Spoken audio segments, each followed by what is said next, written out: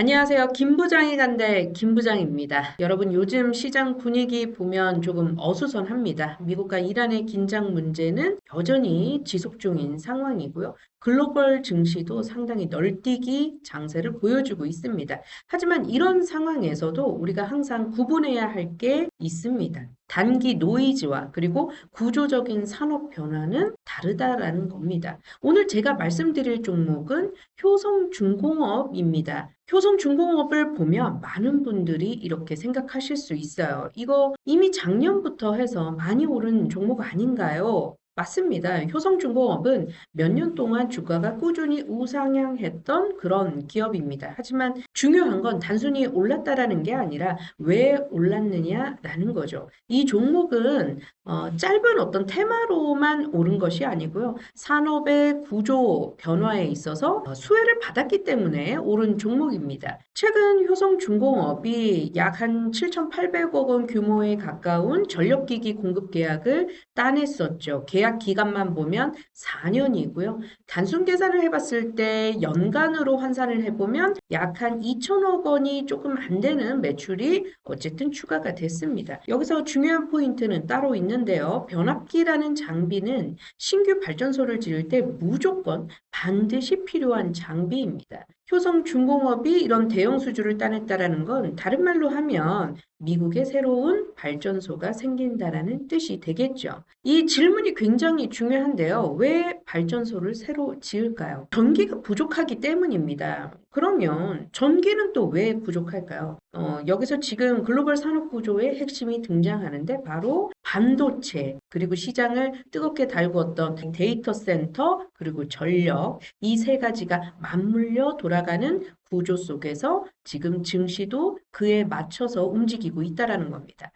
여기서 여러분 하나만 짚고 넘어가도록 하겠습니다. AI 데이터 센터 하나가요, 얼마나 많은 전기를 쓰는지 혹시 알고 계십니까? 일반적인 대형 데이터 센터는 약 100메가와트 정도의 전력을 사용합니다. 이렇게 말씀드리면 이게 감이 좀 안 오시죠? 이 규모가 소형 도시 하나가 쓰는 전력 수준 규모라고 생각을 하시면 됩니다. 그래서 지금 전 세계에서 벌어지는 일이 뭐냐? AI 데이터 센터가 늘어나면 발전소가 늘어나야 되고 전력망 투자도 어차피 같이 늘어나야 될 수밖에 없는 그런 구조 속에 놓여져 있다라는 얘기를 연거푸 말씀드리고 있는 겁니다. 발전소를 지었다라고 해서 전기가 바로 공급되는 것이 아니고요. 전기를 보내려면 바로 전력망이 필요로 하는 거죠. 그래서 전력망에서 가장 중요한 장비가 뭔지를 보셔야 되는데 그게 바로 변압기입니다. 전압을 높이고 전압을 낮추고 전력을 안정적으로 보내주는 장비가 바로 변압기라는 거죠.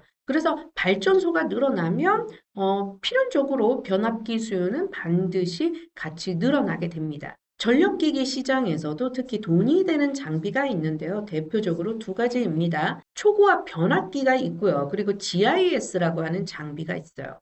초고압 변압기는 전기를 먼 거리로 보내기 위해서 전압을 크게 올리는 장비가 되겠고요. 그리고 이제 GIS 같은 경우에는 초고압 전기를 안전하게 제어하는 장비라고 이해를 하시면 됩니다. 그래서 도시나 뭐 데이터 센터 같이 공간이 제한된 곳에서는 이 GIS 장비가 또 필요로 하게 되는 거죠. 문제는 이런 장비들이 아무 회사나 만들 수 있는 장비가 아니라는 겁니다. 설계 기술, 제조 기술, 시공 경험, 이 세 가지가 모두 필요로 하는데 이 세 가지를 충족할 수 있는 글로벌 공급 기업들이 정말 손에 꼽고 있는데 그 중에 하나가 바로 효성중공업이라는 거죠. 국내에서 전력기기 기업을 얘기를 해보면 HD, 현대일렉트릭, 그리고 LS일렉트릭, 그리고 마지막으로 효성중공업, 이 세 기업을 전력기기 3대장이라고 쉽게 불리우고 있습니다. 그래서 이번처럼 특히 미국 변압기 수출에 있어서 이 세 기업들의 비중이 굉장히 높은 상황이다라고 이해를 해보시면 되겠습니다. 지금 전력기기 시장은 완전히 공급 부족 구조이죠. 특히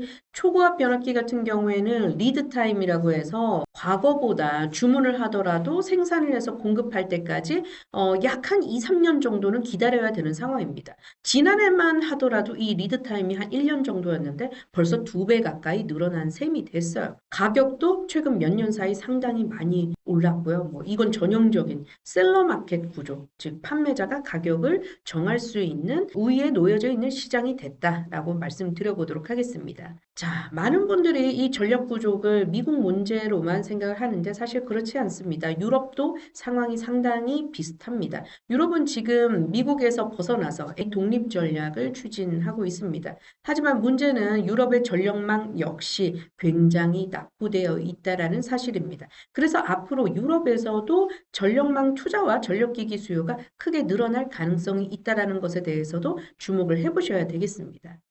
그래서 효성중공업을 어떻게 보느냐? 직관적으로 이미 몇 년 동안 꾸준히 상승했습니다. 하지만 올해 상반기만 놓고 봤었을 때는 엄청나게 급등했다라고 보기 어렵고요. 중간에 조정, 가격 조정도 있었고, 기간 조정도 있었기 때문에 그랬죠. 그래서 만약 이 종목이 황제주라서 못 샀다라고 이렇게 생각하신 분들에게는 근본의 이 변동성 장 속에서 주가가 충분히 하락을 했을 때 이런 조정 구간이 기회가 될 수도 있다라는 측면에서 오늘 소개를 해드리고 있는 겁니다. 자, 효성중공업의 기술적인 흐름도 살펴보고 가도록 하겠습니다. 이번에 변동성을 겪으면서 21선 아래로 내려온 상황이 됐어요. 여기서 방어가 나타나지 않으면 사실상 뭐 61선까지도 열려 있는 그런 상황이 됩니다. 그래서 우리가 반대로 생각해 보면 동종목을 현재 없는데 그동안 좀 매수를 해보고자 생각하셨던 분들이라면 저는 지금 현재 구간에서부터 분할로 조금씩 접근을 해보시는 전략을 좀 말씀드려보고자 합니다. 만약에 여기서 61선에서 브레이크가 걸리게 되면 이 부분에서 부자 반등이 또 나올 수도 있는 부분. 왜냐하면 이 61선이 위치한 구간이 어디냐면요. 지난 2월 초에 시장이 한 번 더 흔들렸을 때 그때 바로 기술적으로 빠르게 올라왔던 가격대이기도 합니다. 그래서 이 60일선을 쉽게 내주게 되면 주가가 지난해부터 꽤 많이 올라왔던 만큼 60일선을 쉽게 내주지 않는 선에서 지금부터 분할로 관심을 가져본다. 어디까지? 60일선까지. 그래서 60일선 이탈 시에는